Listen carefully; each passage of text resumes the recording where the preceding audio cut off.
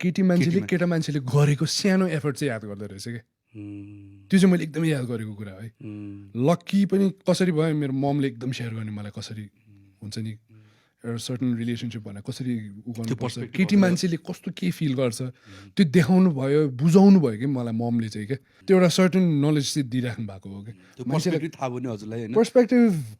कसरी थाहा भयो भने एउटा केटा मान्छे भएपछि केटी मान्छेले कसरी ट्रिट गर्नुपर्छ चाहिँ सिकाउनु भएको हो कि त्यो गलत सही त्यसमा गएन म जान पनि चाहदिनँ कसैलाई मेरो सही गलत हुनसक्छ डजन्ट म्याटर मको मैले के मलाई लाग्छ म त्यो गर्ने मात्रै हो क्या किन मेरो मम्मीले सिकाएको अहिलेसम्म पनि तिमी अहिले प्रियङ्कालाई नै सोध्यो होइन प्रियङ्काको ब्याग छुन मलाई एकदम डर लाग्छ किन केटी मान्छेको कहिले पनि पर्छ आफूले खोलेर नहेर भन्ने मलाई त्यसरी सिकाएको कि ममले सिकाएको कि अनि ममले मलाई जहिले पनि कसो मेरो त्यो ब्यागबाट त्यो लिएर भन्दाखेरि अङ्ग्रेजी बोल्नु पर्थ्यो मेआई भन्नु पर्थ्यो कि सोध्नु पर्थ्यो कि सोधेर आँखा मिलेर अनि गर्नुहोस् भनेपछि मात्र गर्नु पाउँथ्यो क्या हामीले त्यसरी हुर्काहरू हो नि त So you still have that I still have त्यो कि अनि decency.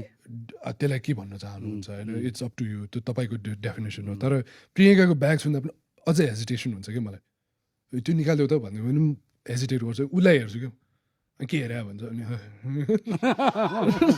त्यो अप्रुभल खोज्नुहुन्छ अहिले पनि अझ तपाईँ पनि हुन्छ त्यो है